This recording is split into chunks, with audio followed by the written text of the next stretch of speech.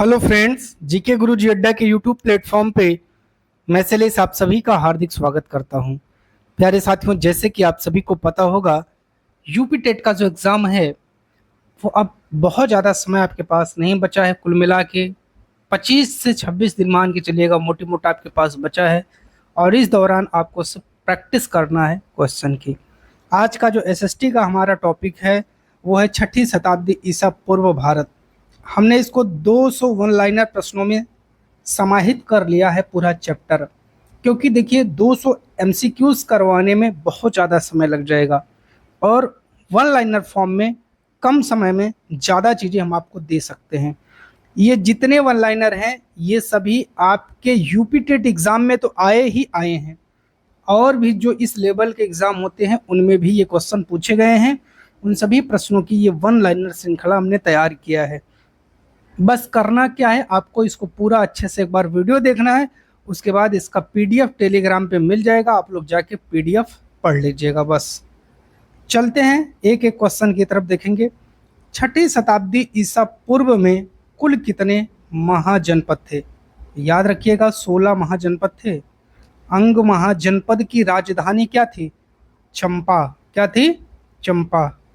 मगध महाजनपद की प्रारंभिक राजधानी कौन सी थी? राजगृह। इसे गिरिव्रज भी कभी कभी लिख दिया जाता है, याद रखिएगा। काशी महाजनपद की राजधानी क्या थी? वाराणसी थी, याद रखिएगा।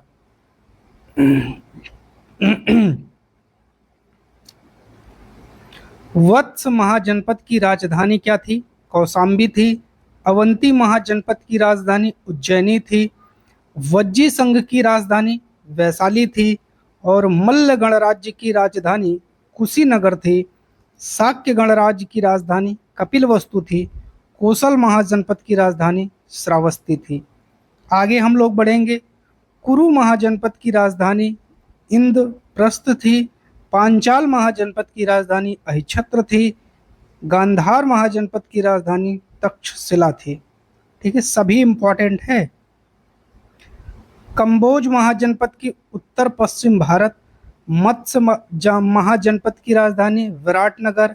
चेदी महाजनपद की सुक्तिमती। अश्मक महाजनपद की पोटली या पोतन। और सूरसेन महाजनपद की मथुरा थी। वज्जी संघ में कौन सा गण सबसे प्रमुख था? तो लिच्छवियों का था। लिच्छवी किस प्रकार की शासन व्यवस्था के लिए प्रसिद्ध थे? गणतंत्रात्मक शासन के लिए। शाक्य गणराज्य किस वर्तमान देश में है? तो नेपाल में है। और मल्ल गणराज्य दो प्रमुख नगर कौन से थे? कुशीनगर और पावा। वैशाली किस गणराज्य की राजधानी थी? तो वज्जी की। महाजनपद काल में गणराज्यों को क्या कहा जाता था? संघ। महाजनपदों का उल्लेख किस बौद्ध ग्रंथ में मिलता है? अंगुत्तर निकाय में। मगध के प्रथम प्रसिद्ध शासक बिंबिसार थे। बिंबिसार किस वंश का था? हर्यक वंश का था। ठीक है, तो याद रखिएगा। बिंबिसार ने अंग राज्य को किसमें मिलाया? मगध में। बिंबिसार का राजवैद्य जीवक था। अजातशत्रु बिंबिसार का पुत्र था। अजातशत्रु ने किस राज्य के विरुद्ध लंबा युद्ध किया? वज्जी संघ के विरुद्ध। अजातशत्रु ने कौन सा युद्ध यंत्र बनवाया था? तो रथ मुसल और महाशिलाकंटक। ये याद रखिएगा। पाटिलग्राम को नगर के रूप में किसने विकसित किया? अजातशत्रु ने। पाटिलपुत्र की स्थापना किसने की? उदयन ने। उदयन किसका उत्तराधिकारी था? अजातशत्रु का। हर्यक वंश के बाद कौन सा वंश सत्ता में है? शिशुनाग वंश। शिशुनाग वंश का संस्थापक शिशुनाग था। और कालाशोक किस वंश का शासक था? तो शिशुनाग वंश का शासक था। द्वितीय बौद्ध संगीति किसके शासनकाल में हुई? कालाशोक के शासनकाल में। नंद वंश का संस्थापक कौन था? महापदम नंद था। महापदम नंद को किस उपाधि से जाना जाता है? तो एकराट। और नंद वंश की राजधानी क्या थी? पाटलिपुत्र थी। मगध के उत्कर्ष का प्रमुख आर्थिक कारण उपजाऊ भूमि एवं लौह अयस्क। मगध में लौह अयस्क मुख्यतः किस क्षेत्र में था? छोटा नागपुर क्षेत्र। गंगा नदी मगध को क्या लाभ पहुंचाया? व्यापार एवं परिवहन की सुविधा प्रदान किया। मगध के विकास में हाथियों की क्या भूमिका थी? शक्तिशाली सेना के निर्माण में सहायता। बिंबिसार ने कौशल से संबंध किस विवाह के द्वारा बनाया? तो कौशल देवी से विवाह के द्वारा बनाया। कौशल की राजकुमारी से विवाह करने वाला मगध का शासक बिंबिसार था। काशी को लेकर मगध और कौशल के बीच संघर्ष अजातशत्रु के समय हुआ। मगध साम्राज्य का सबसे बड़ा प्रतिद्वंदी महाजनपद कौशल था। बौद्ध धर्म के संस्थापक गौतम बुद्ध थे। गौतम बुद्ध का जन्म 563 ईसा पूर्व हुआ और कहाँ हुआ था? लुम्बिनी में हुआ था। इनके पिता का नाम शुद्धोदन और माता का नाम क्या था? तो महामाया था। किस गणराज्य से संबंधित? तो शाक्य गणराज्य से ये संबंधित है और इनके बचपन का नाम सिद्धार्थ था और गौतम बुद्ध का जो गोत्र है वो गौतम है। बुद्ध की माता का निधन उनके जन्म के कितने दिन बाद हुआ था? 7 दिन बाद। और पालन पोषण प्रजापति गौतमी इनकी मौसी ने किया था। बुद्ध की पत्नी का नाम यशोधरा और पुत्र का नाम राहुल था और 29 वर्ष की अवस्था में इन्होंने गृह का त्याग किया। बुद्ध के गृह त्याग की घटना को महाविनिष्क्रमण कहते हैं और 6 वर्षों तक इन्होंने कठोर तपस्या किया था। बुद्ध को ज्ञान की प्राप्ति कहाँ हुई? बोध गया में हुई। बोधि वृक्ष को ही पीपल के नाम से जाना गया है और बुद्ध को ज्ञान प्राप्ति के समय जो उनकी आयु थी वो 35 वर्ष थी। ज्ञान प्राप्ति के बाद सिद्धार्थ बुद्ध कहलाए थे, याद रखिएगा। प्रथम उपदेश सारनाथ में दिया, किसको दिया? 5 ब्राह्मणों को दिया था, ठीक है। धर्म चक्र प्रवर्तन कहलाया और 5 शिष्य जो थे वही पंचवर्गीय भिक्षु कहलाए। बौद्ध संघ की स्थापना गौतम बुद्ध ने की और बौद्ध धर्म का प्रमुख प्रतीक धर्म चक्र है। बौद्ध धर्म के 3 रत्न कौन से हैं? बुद्ध, धम्म और संघ। बुद्ध ने अपने उपदेश मुख्यतः पाली भाषा में दिए हैं। बौद्ध धर्म का पवित्र ग्रंथ है त्रिपिटक, इसमें 3 पिटक आते हैं। त्रिपिटक कितने भाग में विभाजित है? 3 भागों में बटा है। विनय पिटक, सूक्त पिटक और अभिधम्म पिटक। बौद्ध धर्म का मूल सिद्धांत क्या है? तो मध्यम मार्ग है। बुद्ध ने कितने आर्य सत्य बताए हैं? 4। और प्रथम आर्य सत्य क्या है? दुख। द्वितीय आर्य सत्य है दुख का कारण तृष्णा है। तृतीय आर्य सत्य है दुख का निरोध संभव है और चतुर्थ है अष्टांगिक मार्ग। अष्टांगिक मार्ग में कितने अंग है? 8 हैं। सम्यक दृष्टि अष्टांगिक मार्ग का है। सम्यक संकल्प अष्टांगिक मार्ग से जुड़ा है। सम्यक वाणी अष्टांगिक मार्ग से जुड़ा है। सम्यक कर्म अष्टांगिक मार्ग से जुड़ा है। सम्यक आजीवक अष्टांगिक मार्ग से जुड़ा है। सम्यक प्रयास अष्टांगिक मार्ग से जुड़ा है। सम्यक स्मृति अष्टांगिक मार्ग से जुड़ा है। सम्यक समाधि अष्टांगिक मार्ग से जुड़ा हुआ है। बुद्ध ने अंतिम उपदेश कुशीनगर में दिए। इनका महापरिनिर्वाण 483 ईसा पूर्व हुआ। कहाँ हुआ था? कुशीनगर में हुआ था। प्रथम बौद्ध संगीति कहाँ आयोजित हुई थी? तो प्रथम हुई थी राजगृह में। इसके अध्यक्ष कौन थे? महाकश्यप थे। बुद्ध के उपदेशों का संकलन प्रथम बौद्ध संगीति में कहाँ हुआ था? सप्तपर्णी गुफा राजगृह में हुआ था। जैन धर्म के प्रथम तीर्थंकर कौन थे? ऋषभ देव थे। देखिए साथियों, हम आपको एक चीज बताना चाहते हैं। आपने जो अभी जितना टॉपिक पढ़ा ये था बुद्ध से रिलेटेड। देखिए, बुद्ध एक बहुत ही बड़े कह सकते हैं स्तर पर परिवर्तन किया, क्योंकि जो उस समय हमारा वैदिक साहित्य था तो वो जो है बहुत ज़्यादा कह सकते हैं कि इस स्थिति में था कि लोग उससे ज़्यादा दूर हो रहे थे। तो इसीलिए जो बुद्ध है उन्होंने क्या किया कि नया एक विचार लेके आया, ठीक है, और इस विचार से लोग बहुत ज़्यादा प्रभावित हुए, ठीक है। तो एक क्वेश्चन आपका यहाँ से बहुत ज़्यादा बनता है कि बौद्ध संगीतियाँ तो टोटल कितनी हुई थी? 4 हुई थी, याद रखिएगा। पहली जो हुई थी वो कब हुई थी? ये हुई थी 483 में हुई थी। एक एक मैं बता रहा हूँ, याद करिएगा। कहाँ हुई थी? राजगृह में हुई थी, ये भी आपको नोट कर लेना है, ठीक है। अध्यक्ष कौन थे? ये तो हम बता दिए, महाकश्यप थे, ठीक है। और संरक्षक इसका कौन था? अजात शत्रु था, ठीक है, अजात शत्रु था। ये आपको याद करना है। अब हम लोग बात करते हैं जो दूसरी हुई, जो दूसरी बौद्ध संगीति हुई वो कहाँ हुई थी? तो ये हुई थी 383 ईसा पूर्व के आसपास हुई। कहाँ हुई? वैशाली में हुई। ये भी नोट कर लीजिएगा, ठीक है। अध्यक्ष कौन था? सब्बकामी, ये अध्यक्ष था, ये याद कर लीजिएगा। और शासक कौन था? कालाशोक, ठीक है। ये सब नोट कर लीजिएगा, फिर से नोट कर लीजिएगा। अगला तीसरी बौद्ध संगीति कब हो रही है? तो तीसरी वाली भी आपकी बहुत ज़्यादा इंपॉर्टेंट है। ये देखिए, जितनी चीज़ें मैं आपको बता रहा हूँ इसमें सारी चीज़ें इंपॉर्टेंट है, ऐसा नहीं है कि कोई इंपॉर्टेंट नहीं है।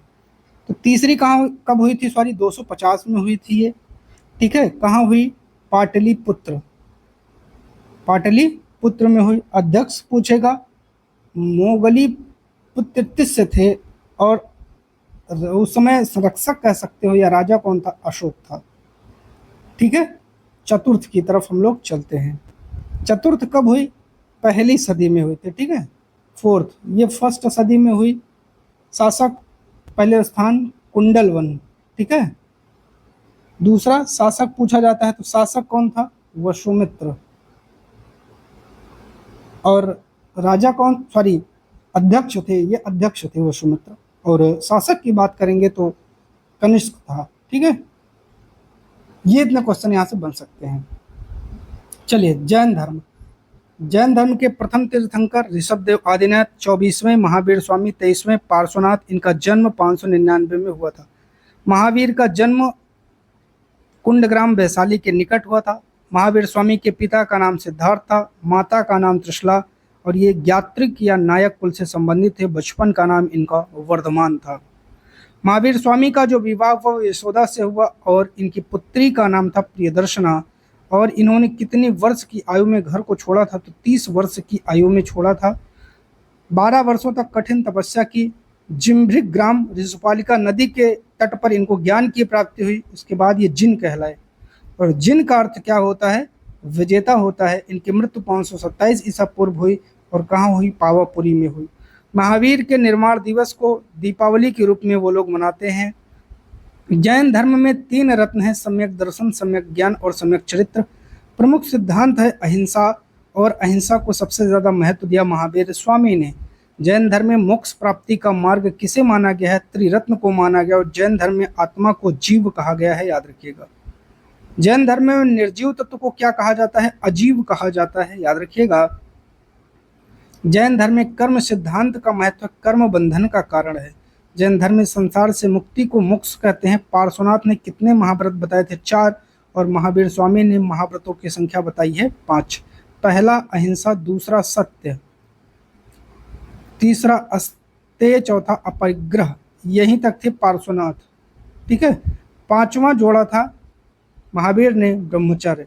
जैन धर्म के अनुयायी साधु किस भाषा का प्रयोग करते थे, अर्धमागधी। जैन धर्म के प्रमुख ग्रंथ आगम हैं। प्रमुख संगीति पाटलिपुत्र में, प्रथम संगीति की अध्यक्षता स्थूलभद्र, द्वितीय जैन संगीति वल्लभी में। और जैन धर्म में 2 प्रमुख संप्रदाय कौन से हैं, एक हैं श्वेतांबर और दूसरे हैं दिगंबर। श्वेतांबर साधु वस्त्र त्याग कर रहते हैं, सॉरी दिगंबर वस्त्र त्याग कर रहते हैं, श्वेतांबर श्वेत वस्त्र धारण करते हैं। जैन धर्म में सृष्टि के रचयिता के रूप में किसी को नहीं माना गया है।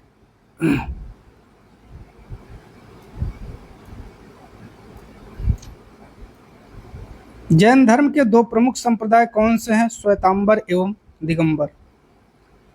दिगंबर संप्रदाय के साधु वस्त्र त्याग कर रहते हैं, श्वेतांबर सफेद वस्त्र धारण करते हैं। जैन धर्म में सृष्टि के रचयिता के रूप में किसे माना गया है, किसी को नहीं। जैन धर्म किस सिद्धांत पर आधारित है, कर्म और पुनर्जन्म। जैन धर्म में अनेकतावाद, अनेकांतवाद का अर्थ है सत्य के अनेक पक्ष हैं। शायवाद किस धर्म का महत्वपूर्ण सिद्धांत है, जैन धर्म। जैन धर्म का प्रमुख प्रतीक है स्वास्तिक। महावीर स्वामी के प्रथम शिष्य हैं गणधर, और महावीर स्वामी के प्रमुख गणधर कौन है, इंद्रभूति गौतम। 6ठी शताब्दी ईसा पूर्व को भारतीय इतिहास में किस युग से जाना जाता है, तो द्वितीय नगरीकरण युग से जाना जाता है। द्वितीय नगरीकरण युग का प्रमुख क्षेत्र कौन सा था, गंगा घाटी। 6ठी शताब्दी ईसा पूर्व में धार्मिक आंदोलनों का मुख्य कारण वैदिक कर्मकांडों की जटिलता थी। उस समय यज्ञों में किस प्रथा का विरोध होने लगा, पशु बलि का। बौद्ध और जैन धर्म किस भाषा का प्रयोग करके लोकप्रिय हो, लोक भाषा, आम जनता की भाषा।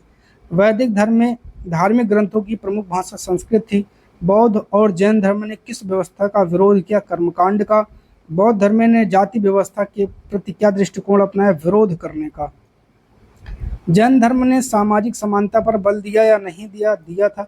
6ठी शताब्दी ईसा पूर्व में व्यापारिक वर्ग को क्या कहा जाता है, श्रेष्ठी। व्यापारिक संघों को क्या कहा जाता था, श्रेणी। श्रेणी का प्रमुख क्या कहलाता था, ज्येष्ठक। और उस काल में प्रचलित प्रमुख सिक्के कौन से थे, आहत सिक्के या पंचमार्क सिक्के।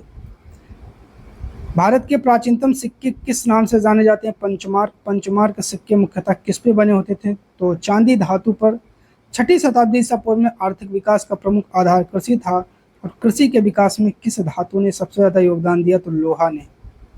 ठीक है, लोहा ने योगदान दिया था। लोहे के औजारों को प्रयोग से कृषि में विकास हुआ। उस समय व्यापार का प्रमुख साधन स्थल एवं नदी मार्ग था। गंगा नदी किस क्षेत्र में विशेष सहायता देती थी? व्यापार में। छठी शताब्दी ईसा पूर्व में नगरों के विकास का मुख्य कारण व्यापार एवं उद्योग था। उस समय के प्रमुख नगरों में एक था कौशाम्बी। वैशाली किस कारण प्रसिद्ध था? गणराज्य और व्यापार के लिए। राजगृह महाजनपद की राजधानी मगध थी। तक्षशिला किस कारण प्रसिद्ध था? शिक्षा के लिए। तक्षशिला किस महाजनपद में था? गांधार महाजनपद में था। बौद्ध धर्म का प्रचार सबसे पहले किस क्षेत्र में हुआ? मगध में। बुद्ध के प्रमुख संरक्षक शासक बिंबिसार थे। अजातशत्रु किस धर्म को अपनाया? बौद्ध धर्म को। महावीर स्वामी के समय मगध का शासक कौन था? बिंबिसार था। जैन धर्म का सर्वाधिक प्रभाव किस क्षेत्र पर पड़ा था? पश्चिमी भारत पर पड़ा था। बौद्ध धर्म का सर्वाधिक प्रभाव पूर्वी भारत पर पड़ा। बौद्ध धर्म में संघ में प्रवेश की प्रक्रिया को उपसंपदा कहते हैं। बौद्ध भिक्षुओं के निवास स्थान को विहार कहा जाता है। वर्षा ऋतु में भिक्षुओं को ठहरने की परंपरा वर्षावास कहते हैं। जैन साधुओं के लिए जीवन का प्रमुख आधार तपस्या था, और बौद्ध धर्म का अंतिम लक्ष्य निर्वाण था। जैन धर्म का अंतिम लक्ष्य मोक्ष था। निर्वाण का अर्थ है जन्म मरण के जीवन चक्र से मुक्ति। बौद्ध धर्म में मध्यम मार्ग का अर्थ है अति से बचना, ज्यादा किसी चीज को नहीं करना है। जैन धर्म में अनेकांतवाद का संबंध है। सत्य के अनेक रूप हैं। साम्यवाद किस सिद्धांत का भाग है? अनेकांतवाद का। और बौद्ध धर्म में ईश्वर की सर्वोच्च सत्ता को स्वीकार किया गया है या नहीं? तो नहीं किया गया है। जैन धर्म में सृष्टि के निर्माता ईश्वर को माना गया या नहीं? नहीं माना गया है। छठी शताब्दी ईसा पूर्व के धार्मिक आंदोलनों ने किस विचार को बढ़ावा दिया? नैतिक जीवन को। महाजनपद काल में सबसे शक्तिशाली राज्य मगध था। मगध साम्राज्य के उत्कर्ष ने आगे चलकर किस साम्राज्य की नींव रखी? मौर्य साम्राज्य की नींव रखी थी। बौद्ध एवं जैन धर्म दोनों किस सिद्धांत पर विशेष बल देते हैं? अहिंसा पर। छठी शताब्दी ईसा पूर्व भारत में किस प्रकार की राजनीतिक व्यवस्था साथ साथ विद्यमान थी? राजतंत्र एवं गणतंत्र। छठी शताब्दी ईसा पूर्व का सबसे महत्वपूर्ण ऐतिहासिक परिणाम क्या था? बौद्ध एवं जैन धर्म का उदय। ये इतने क्वेश्चन अगर आप पढ़ लेंगे तो यकीन मानिएगा इसके बाहर आपका कोई क्वेश्चन बनने वाला नहीं है। तो चैनल पे बने रहने के लिए आप सभी का बहुत बहुत धन्यवाद।